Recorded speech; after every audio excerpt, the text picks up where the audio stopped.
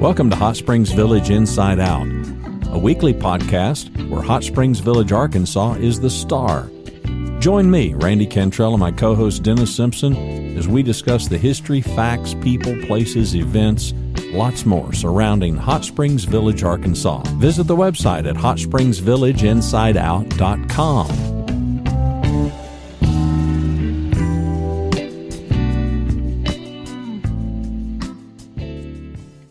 Website is hsvinsideout.com. My name's Randy Cantrell. He is Dennis Simpson. Special guest today, Mr. Jeffrey Atkins. Take it, Dennis. The reoccurring possible suspect. Yeah, that's it. Well, you know, we had Mr. Jeffrey grace us on the page of the front page of the Hot Springs Village Voice, and I thought, hey, I know that guy. We should get him on the show again, right, Jeff? Yeah, I was kind of surprised by that. I forgot when I went and spoke to the board a couple of weeks ago that it would actually or possibly be in the paper. It was a little bit of a surprise to me.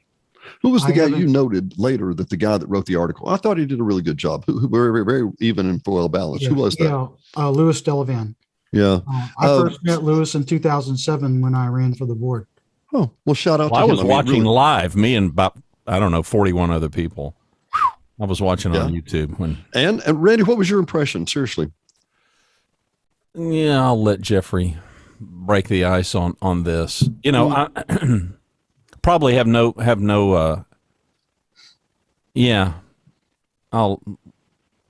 table that. Well, I'll say this, for a guy that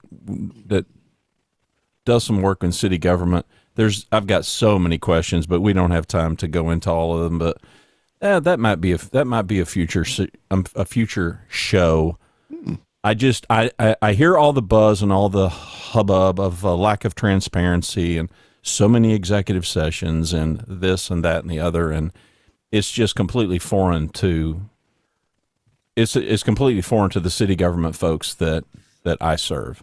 It's just not how city councils roll. It's not how mayor, at least here in the DFW area. It's just very, very atypical, which kind of fascinates me because I know that city government is largely about risk mitigation, and we have had conversations off the air that Hot Springs Village is not a municipality, and so some of the protections that municipalities enjoy and incorporated cities and towns enjoy, the village does not. So you would think that they would even be a bit more careful and cautious in risk mitigation. That's been the biggest surprise to me. Jeffrey mentioned it when he addressed them. No attorney in the room. I've joked with you guys off the air. I would at least have an attorney in the next room if it were me, or even on a Zoom maybe. You know, but it's that. Listen, that's me, and I'm not throwing rocks at the people. I appreciate the volunteerism. I respect all that, but come on, none of us are.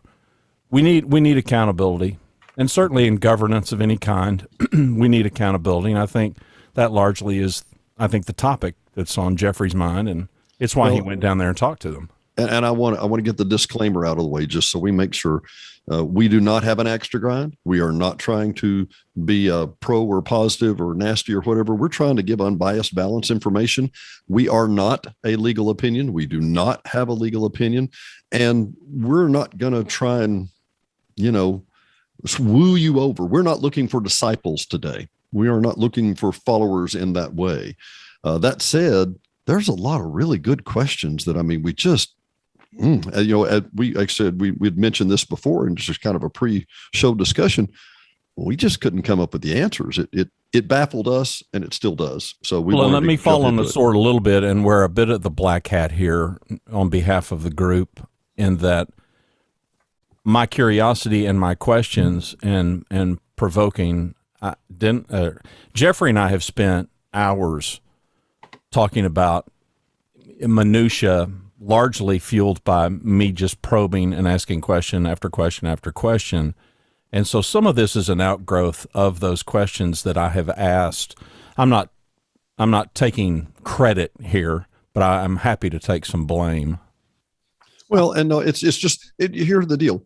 I imagine the average person sitting in the village watching this now, and thank you, listeners and viewers. Thank you for attending. And we had a guy this last week that said, "Man, I watch all these. It's just very interesting." The bottom line is, this is not drive-by information. If you're looking for drive-by information, you probably quit listening and watching about 2 minutes ago. But that said, if you want to dig a little deeper and find some real answers that aren't always easy to find, this is the place, and we want to try and go there with you. The bottom line is that the average guy sitting in his home is going, well, I don't understand this part, and I don't understand this part. I think one of the things we want to do, Randy, and I know Jeff does too, is bring all this together and let's ask a reasonable question. Okay. And we've already pre-discussed a little of this. Number one, is the buy-in fee illegal? Illegal, and by that we mean, is it allowable? Is it acceptable under the declarations? That said, we got a lot to talk about before we get there. Back up just a minute. Jeff, you have been on the board. You have a history of being on the board. What's it like being on one side of the board and then the other side? I mean, you've sat on the side where people are bitching, and you sat on the side where they listen. I don't know. I went down there for the board meeting. I only got there right at the end because I was working all morning and had to be on a conference call. And I was trying to watch the recording or the live video from the meeting. And I heard some misstatements and I saw a lot of issues. And I like I said yesterday, I just had some can't help it's. And so I went down there. I was very uncomfortable, to be honest, speaking to the board, because the last thing you want as a board member, at least in my experience, is a bunch of unhappy customers or a bunch of unhappy property owners, because it kind of makes you feel like you messed up in some way. Well, if you're respectful, that's one thing. We've seen plenty of people who cussed the board and they weren't respectful. And I thought you came across very well. Well, thank you. I tried to maintain an even calm. It's not something that I used to be very good at. I've gotten a little bit better. And I think being on the board for 7 years, you've got to where sometimes what the individual was saying, you didn't hear it right away. It didn't sink in right away. You couldn't really get their point of view right away because you didn't really understand where they were coming from. But after a while, you got to understand where they were coming from, and then it made their point a little clearer, or you realized that they were looking out for their interest and other people's interest, and they just didn't see things as going correctly. We had some very valuable board comments when I was a board member, and when I got off the board, I tended to not pay attention because I had done my 7 years, I'd done my time, and it was somebody else's turn. And the last thing I wanted to do was interfere with them. But I do remember going back to the board one time when they were couldn't decide what they wanted to do with a road paving contract. And they wanted to take the higher bid, which wasn't substantially higher, but it was a few $1,000s higher. They wanted to take the higher bid, or you could tell they wanted to, because the lower bid didn't do a good job the previous year. And I'm like, just take the higher bid. You're not obligated to take the lowest bid. You're obligated to take the bid that's best for the village. And if that's $1,000 more because it saves you millions of dollars in the future, that's what you're obligated to do. And, the board members at that time, that's what they did. They said, why didn't we think of that? Because you're so focused on the task at hand that you sometimes don't see the bigger picture. And it's like, I'm an avid bowler, and we always say that if you're throwing the ball and standing at the foul line and watching the ball go down the lane, it's a lot easier to tell what you did wrong from the back. Somebody just watching you from the back, it's a lot easier to see what went wrong because your focus is on one thing. And I think the same is true for golf. It's easier for your buddies to tell what's wrong with your swing than it is for you. That's why you get professional help. It's just easier, from the side seats, from the cheap seats. It's just easier to see what's going wrong than if you're in the middle of it. Can you feel the microscope? Do you feel that you're under the microscope, that you can't, you're damned if you do and you're damned if you don't? Well, I think it's different for everybody that's on the board. When I was on the board, a lot of times you were so focused on the discussion at hand, you didn't even realize there was an audience or a camera or anything else. I mean, really, for the most part. Now, occasionally there'd be a groan or a laugh or whatever, but for the most part, you were so focused on the 6 other board members and the staff that was there at the table with you that you didn't have time to think about what was going on in the back of the room, really. And sometimes there was quite a number of people there because in general, they're very respectful and very quiet because you need to carry out the business of the board. Well, let's go into that just for a minute. And Randy touched on that a minute ago, and maybe Randy needs to comment on this too. But what are the legal obligations? Let me ask this. Randy, in a regular municipality, in a city, and I'm using air quotes here for those of you that aren't watching, what is the legal obligation of the board members in a city? Well, city council members, I mean, I don't know that I'm qualified to answer it. I know that first and foremost, they don't want to, nor will they intentionally do something that they can't legally do. So professional staff in a municipality, a city attorney, namely, and in many cases outside counsel, if it's something that is remotely questionable, contracts, none of that happens. None of that happens without legal counsel.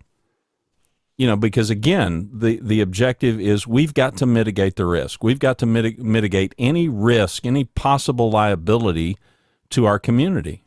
Anything that could come back and, pardon the phrase, bite us in the butt, we have got to properly vet that. Don't lose the baby. Don't lose the baby. And listen, we all understand that things can move glacially when it comes to government, whether it's a municipality or a larger entity. But largely the reason for that is all of the steps and all of the stuff all the hoops that have to be jumped through to mitigate the risk. I'm fascinated, and I'm the guy that watches these live streams or the recordings of every meeting. And I'm not judging, but I am making a discernment that I'm just surprised that they aren't as careful.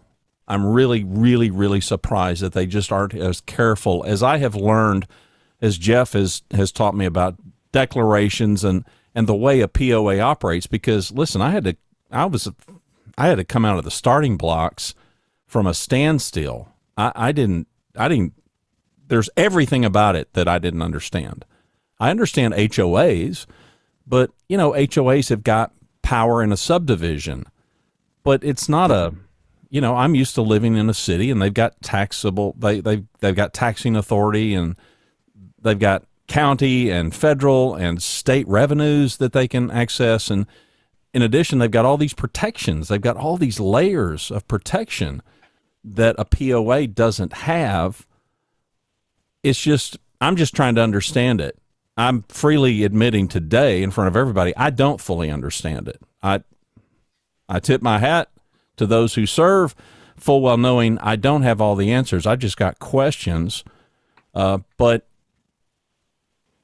I don't know. I know we're going to get into some of these fees and stuff, and I'm just kind of surprised at some unilateral, we're going to round up. And I know many in the community have said, well, you can just as easily round down. But I get it. They're looking for revenue. I've run businesses all my life, and I know what it is to chase cash and to chase revenue and to chase customers. And I get that. I get it. But the legal obligations, fiduciary isn't the right word, but think along those lines. Mm-hmm. You've got responsibilities. You've got what would be tantamount, I think, to a common. Am I right, Jeff? You've kind of got fiduciary. You got responsibility with those dollars and with these commitments that you make. It's not just about hitting a budget number. To Jeff's point, I've got a client just this week that they entered into a city that entered into a contract with a consulting firm. Well, the consulting firm was a six-figure number annually, and that was about double what the previous consultant had been right out of the gate. right out of the gate found a $75,000 savings. Well, that more than paid for the fee. That more than paid for the annual fee, a $75,000 annual savings. And that was just the tip of the iceberg. I mean, by paying a consultant double what they paid the prior consultant, they're going to come out hundreds of thousands of dollars ahead. Well, you got to have professionals that can make that kind of a call. My favorite quote from Zig Ziglar is, if you think hiring a professional is expensive, you should try hiring an amateur. Yep. One of my favorites. But anyway, I was going to go on and thank you. You're exactly right. And let me draw the distinction here. We are not a municipality, but as it stands, as a POA, we are told that we are by far and away the largest, and there are no peers on the planet. So we have a form of governance that is not like anything else. Would that be fair, Jeffrey? Yeah, that would be fair. I mean, we had that group in there a few years ago that was beating the drum about corporate governance, and they had to act what was in the best interest of the corporation. And, okay, well, that's true on its face, but really the board is there to represent the property owners, and they're there to represent all property owners. And it just makes me cringe when one of them happens to use the word homeowner.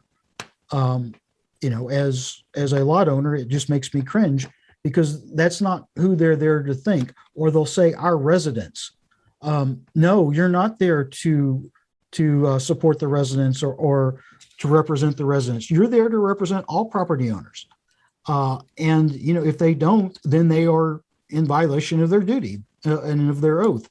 I always looked at it. I think every time anybody runs for the board, they always come out, well, this is what I would do, or this is what I want to do, or any of that.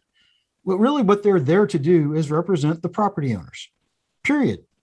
Now, and then within that corporate guideline of having to do what's in the best interest of the corporation. But when you really get down to it, what might be in the best interest of the corporation is not in the best interest of the village. And it's a very fine point, but it's very true. Because what might be in the best interest of the village or in the best interest of the corporation might end up tearing the village apart. And I think the two-tier is a perfect example of that. At the time that it was brought in, that might have been in the best interest of the corporation, but I think it's been devastating to the village overall. And I could go on for hours about why, but it's just created an atmosphere that's awful and pitted property owners against lot owners. And there's other examples of that, but we'll just kind of leave it there with that one. But really, I think this board is a lot more responsible to the property owners than past boards, especially that group 3 or 4 or 5 years ago that was corporate. But at the same time, I think their focus is on homeowners and not lot owners. At least that's what it seems. Well, because the homeowners are here resident and making those decisions and going to the meetings, whereas 2/3 to 3/4 of all the members of the POA are non-resident. Yeah, it's probably about 2/3. Okay. Roughly. So of the ones in good standing, right. Of the total of good standing, it'd be a little harder to calculate. So it's hard to sit on the board and think, okay, I'm going to make a decision for 65% of the people who aren't standing here or who don't see this meeting or who aren't concerned about it. So, and I don't want to get stuck in here. We're in legal obligations and I want to move over. In the last board meeting, and we've discussed this, and I want to talk this story. Just a funny story about Jeff and us and a little defamatory about us. And by the way, I wanted to mention something that you said, Jeff. Sometimes you make a decision that is not in the best interest of the board, or is in the corporation, but it is in the POA, but not, or vice versa. Sometimes the best decision for the corporation might not be the best one for the POA. Well, you have personally told me about times you've made a vote that was not in your best interest, but it was in the best interest of the POA. And I think we have a group of people that are doing that now. But once again, you got to realize 3/4 or 2/3 of those people are not here and not typically voting or speaking. Not speaking, they vote. They're just not here. All that to say, when we come to the the fees and charges. We sat and sat with Stephanie 5 months ago, 6 months ago, and we talked about how all the craziness of all the fees and everything were going up and down. And she said, that's what you do when you can't raise the assessment. It's logic. I mean, I got it. I understand. But the declarations, as I understand them, say that the fees have to be reasonable. That is exactly what it says. Okay. It says, so, I mean, define reasonable, right? A Big Mac 20 years ago, a Big Mac today. Okay, whatever. That said, Jeff and I met about 20 years ago, and we knew an old guy named Jim Felker. And we muttered to ourselves, that was Old Man Felker. And he was crazy. I mean, crazy. He had between 70 and 80, maybe even 100 lots at one time. And we thought that was insane. I think it was 150. I think it wasn't. Well, it got up to 150. Yeah. But what he would do is he would go, and when somebody wanted to, if Randy wanted to lease a lot, he would make a title and say, okay, Randy, here's your lease, and sign this one and sign this one that signs it back to me if you don't pay me again in a year. Right? Yeah. He would sign over the deed to his property. And at the same time he signed it over, he had the person he was doing basically a lease to sign a quitclaim deed back to him. So his chain of title was a mess because he had quitclaim deeds back and forth and back and forth. And he did that because he could record the deed for a minimal amount at the county courthouse. And then the POA didn't charge him a fee to get it back in his name. And we remember when they did start changing a fee, and it was like $8. Yeah, it was and either Old Man Felker. I'm sorry. Yeah, he lost his mind. He did. He went to a board meeting and spoke. I was sitting right behind him. A lot. He spoke a lot because he had to pay $8 going, and then if they didn't renew it, he had to pay $8 getting it back, and he was paying $8. Well, not only that, Jeffrey, as we're trying to remember, how much is that fee going to be in 2022? The fee that was adopted for 2022 was $150. So we went from 0 to 8 to 150.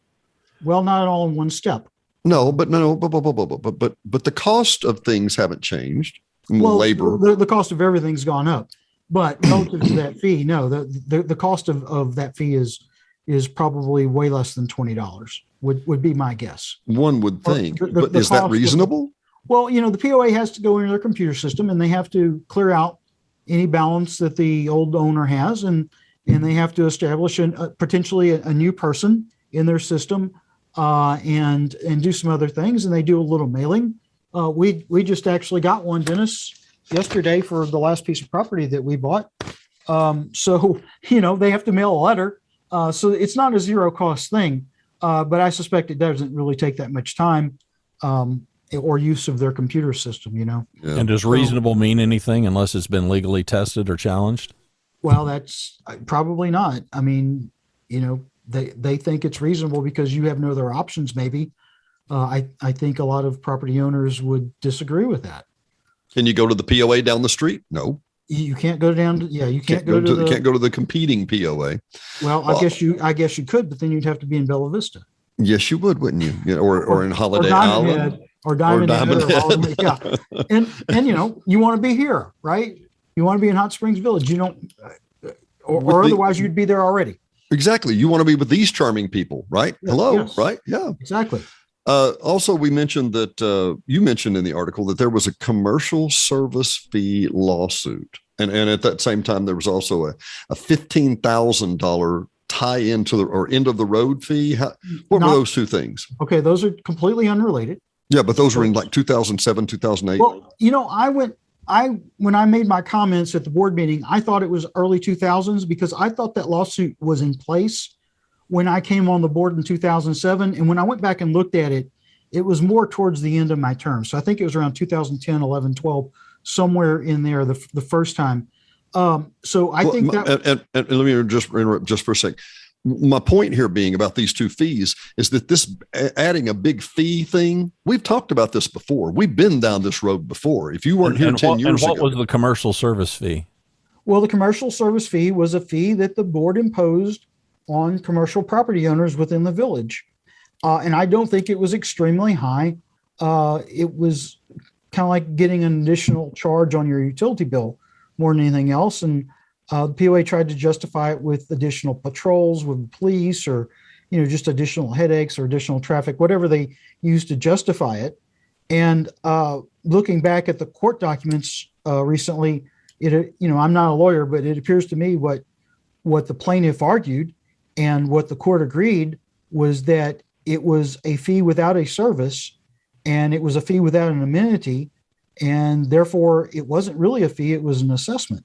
So let's go back here. So it was legally challenged, because I remember watching in that board meeting, and Tucker made some comment that he had been involved in that. Right. Tucker. I didn't understand the context. Alejandro, who's on the board today, was a commercial property owner, and he was one of the parties evidently to that lawsuit. I did not remember that. Okay. He wasn't the lead plaintiff.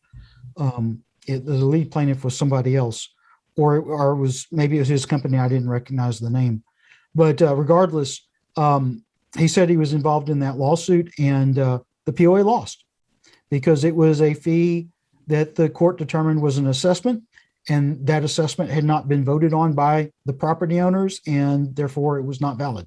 Okay, I know we do a lot of talking, but I want to recap and get this down to the nutshell here.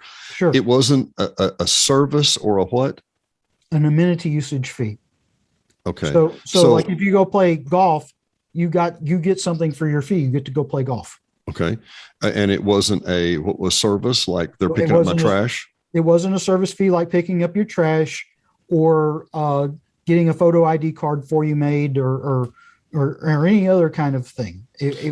So the judge, and this was a several-month lawsuit, if I'm not mistaken, but the judge had to review this, and he came to the decision if you didn't get a service or an amenity, then it was not voted on by the POA board or by the laity that it was illegal.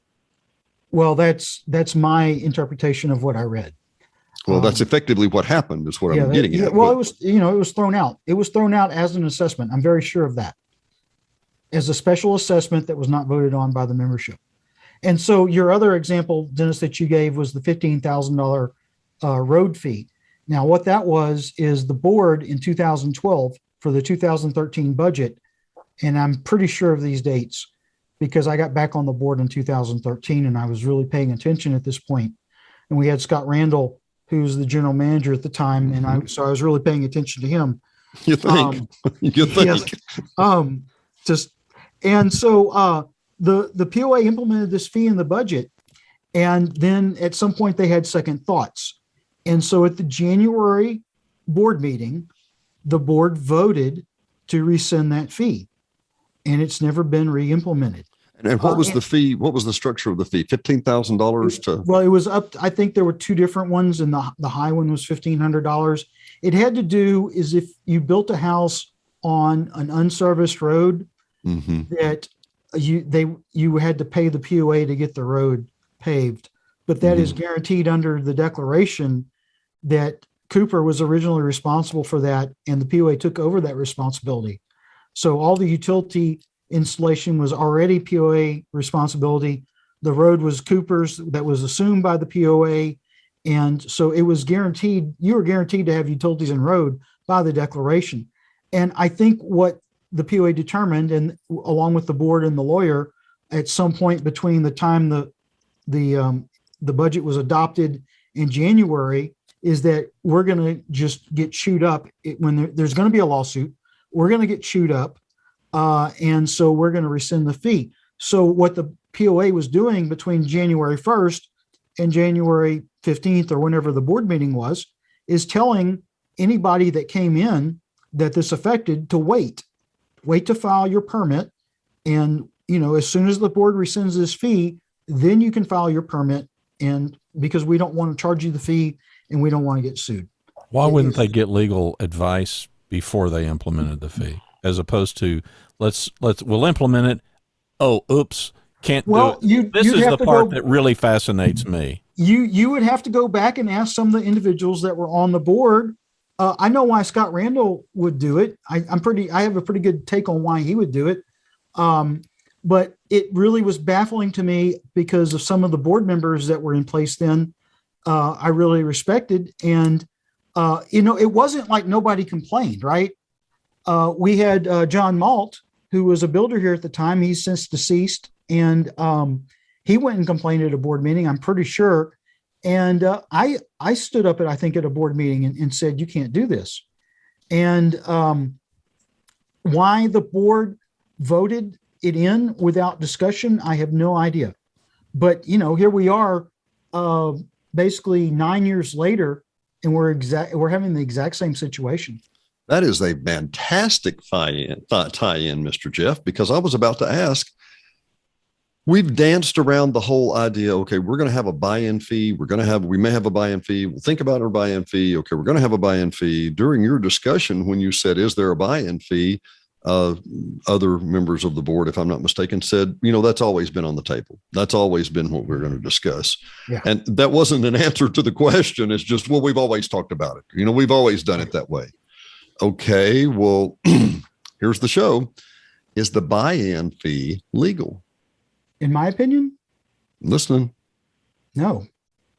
Because in my opinion, there's no way it's legal.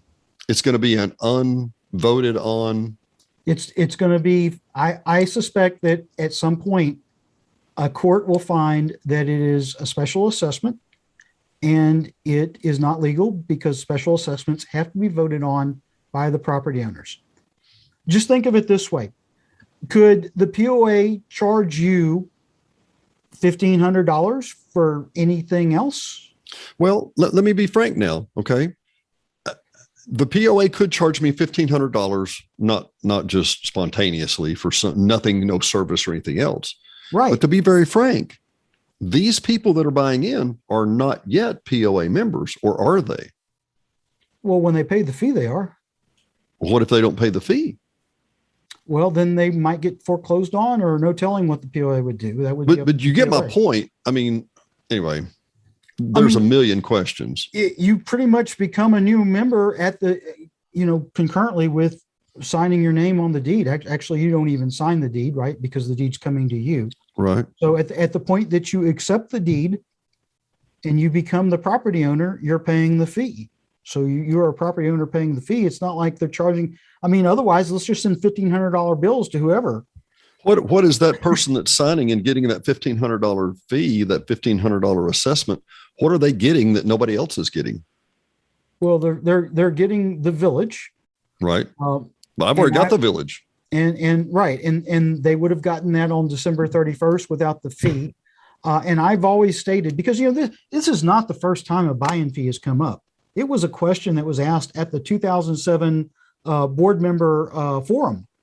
And I was a candidate at that time, and there were 5 board candidates, and we were asked a yes/no question. Did we support a buy-in fee? And we all answered no. This is not a new idea. Mm-hmm. Twiggs wanted it. It was one of the first things he ever said to me is, we got to do a buy-in fee. And I'm like, no. I was coming back on the board at that time, and I'm like, that will be bad for the village, and plus it's illegal. There's two things.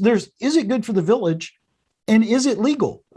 Because you shouldn't do something unless it's both. And to me, it's neither. Yeah, and it's got to be in reverse order, by the way. Well, okay. Is it legal first? Right. Yeah. If it ain't legal, it doesn't matter if it's good for the village. Yeah, well, and the problem is about that.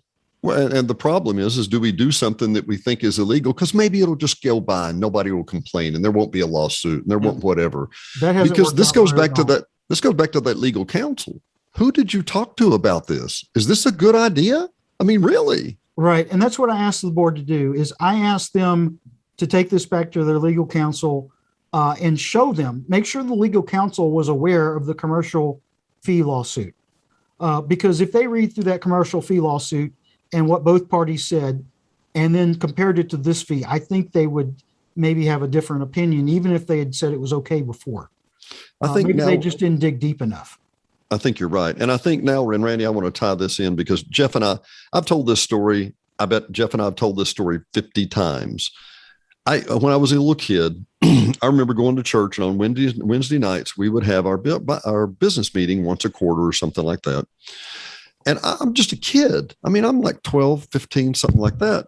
And I remember when somebody would say, I've got a great idea. We should buy a skid of matches for the kitchen so we can save money. And somebody would go, oh, that's the stupidest idea I've ever had in my life. We're not going to do that.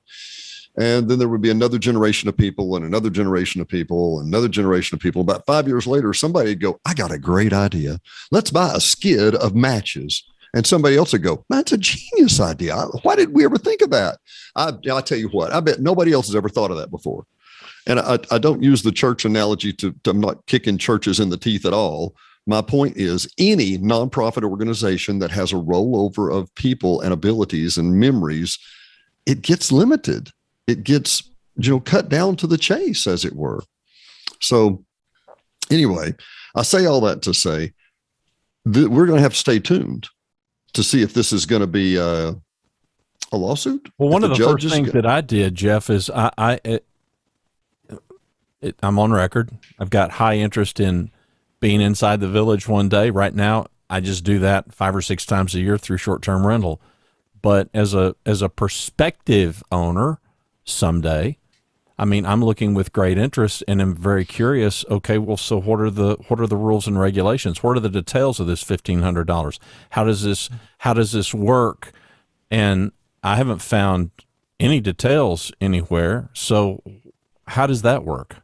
I haven't seen any either. I heard one board member at some point, probably as part of the Fred F committee presentation, say that the rules would have to be developed, but I have not seen any, and I've looked. But again, it's cart before the horse. This is the whole cart before the horse mindset that I'm struggling to understand. We implement a fee. Oh, hey, we better check and make sure that we can legally do that. I don't understand that thought process. I would happily listen to anybody that's on the board of the entire board. I just don't get that any more than I get this. So a $1,500, okay, why is it $1,500? Why isn't it $1,200? Why isn't it $2,000? Why isn't it $3,000? How did you get to that number? What's magical about that number? What does that do? And what are the rules and regulations for it? If I come in and I buy a lot, my understanding is I'm going to pay $250, but then if I later build a house, I'm going to pay the balance, the $1,250, to get to the $1,500. Who knows? But I don't. I've only heard him talk about that. I've heard him verbalize that, but I haven't seen anything in writing about that. Yeah, Brandy. But that's if you do it in 22. In 23, it's going to be even higher. Well, that depends on the fee that is adopted by the board next year, because what was in the Fred F proposal doesn't. Obviously that didn't hold any water. That's not why the fee is there. The fee is there because the board had it in the fee schedule. My confusion was I was thinking these fees, which, forgive me if I'm wrong, and as we hit the record button, it's November the 4th or whatever, but these fees have been voted on by the POA. Is that correct? Yeah. Oh, this absolutely. is approved for 2022. Yeah, I believe it was October 20th board meeting that. And as we stand here and speak, we do not know what the vote is because the vote has not transpired. Well, you're talking about a vote for the assessment increase. Right. So even without knowing the results of the assessment increase vote, we've already implemented a $1,500 buy-in fee. Right. And let me be frank, Randy, I think, and this is not unique to the POA, and it's certainly not unique to us. We're choosing to tax people we don't know yet. And because I don't know we need them here because the people that are here will not be here forever. Right. We're elderly. We've got to have new people coming in all the time. We've had quite a number coming in the last year and a half. But I really want to get back to a point that Randy made is that why is the fee what it was suggested? Why is it different for a lot versus a house? Just philosophically, because if you're buying into the village, you're buying into the village. And why does it matter if it's a lot or a house? And then if it does matter, does it matter if it's $100 lot or a $10,000 lot or a $100,000 lot? Because I can spend more on a lot than I do on a house. But the lot will not sustain the fee. If the $1,500 was on lots where people are trying to sell them for $500 and then there's a $1,500 commission and there's a $1,500 buy-in. No, but there's some lots in there that are north of 6 figures. Right Absolutely. now. So I come in there and I pay $250,000 for a lot and pay $250 for the buy-in fee. Right. And got a deal. And I'm in the process of buying a townhouse for $120,000. And if I was a new person and I closed after January 1st, I'd have to pay $1,500. Whereas that lot sold for more. It doesn't make any sense. If you try to put logic on it, it's not going to make any sense. And it's very revealing to me that it was in all three options presented by Fred F. Really? And that it has had basically zero discussion by the board before it being adopted. And, even if you go back and look at the work session and you look at the fee schedule that was presented, it's not even on there. And I know we got to wind up because I know you got to run, Jeff, and thanks for doing this, but I got to get in at least this because I was watching it live. Yeah. And a comment was made that we've been discussing this for 6 or 7 months at the FRADF. So those forums, and I watched those too, that were done at the FRADF versus it being in a board meeting. Huge what are the difference. And those Huge differences? difference. Because you're not going to sit there and argue against every idea that comes before FRADF, because they're going to weed out a lot of those ideas themselves, right? That was the whole point of going through all the options and then presenting one recommendation to the board or three options to the board. But as a property owner, you can't attend necessarily all those meetings. It was discussed, I'm sure, at some point by the finance committee, but they met 7 times last month for almost 20 hours. And not everybody has that kind of time commitment. It's not important to the owners until it's before the board, because until it's before the board, are you going to just complain about everything that comes up before every committee at any time? And do you have to attend every committee meeting everywhere, every month to make sure that nothing bad happens? There's probably somebody doing that. There's probably somebody doing that, but it's not my job as a property owner to do that. When something comes before the board that I see as an issue, then it becomes the responsibility of a property owner to say to their board, hey, this does not represent me. Well, again, This is bad for the village. I was just puzzled by that comment that we've been talking about this for 6 or 7 months, but it hadn't been before the board. So I'm just wondering as an outsider, okay, so those FRADF conversations, those are as valid as conversations that happen with a board. I didn't think so, but I was puzzled by it. Okay. No, you cannot have every property owner responding to every idea at every committee meeting. You just would get so bogged down. Yeah. Until it actually comes before the board. It's one thing to be involved with a committee that you care about. Like, Sure. If you want to attend the Trails Committee meetings or something like that, that's great. But, you can't go there as a property owner to make sure that they don't do something detrimental to the village. You can't. First of all, they meet in a small room. It's unwieldy. You just can't do that. It comes before the board. The other thing is, well, those committees aren't making decisions either. They're making recommendations. Absolutely. Correct? They're making recommendations. And those committees don't report to the property owners. They report to either the board or management. And in the case of the FRADF, it reported to the board. In the case of the finance and planning or the finance committee, it reports to the board. They don't report to me and Dennis or any other property owner. The board does respond to me or report to me. They are responsible to me to represent me and all other property owners. Those committees are not. Yeah, got it. Yeah, well, and to be very clear, the board has all the power, and the FRAF just can say, hey, we think this is a good idea, And I want to say to our listeners, to our viewers, I cannot thank you enough. We have had wonderful response. We're back in the saddle. I've been out of town for a couple of weeks, and we're back to live shows again, or starting live shows again, or very concurrent shows, very recent shows. And if you've listened through this, and I know there's a lot of minutia here, then you obviously love the village. You want to know more about the village, and you want to promote the beauty and the growth of the village, because once again, this is not drive-by material. You don't go, oh, I think I'll just sit and listen for an hour to these guys talk about the declarations and the rules of a very unique place and a very unique time, and one unique in particular instance that they're talking about. No, thank you for listening. Thank you for watching. Randy, final comments? Good night, Dennis.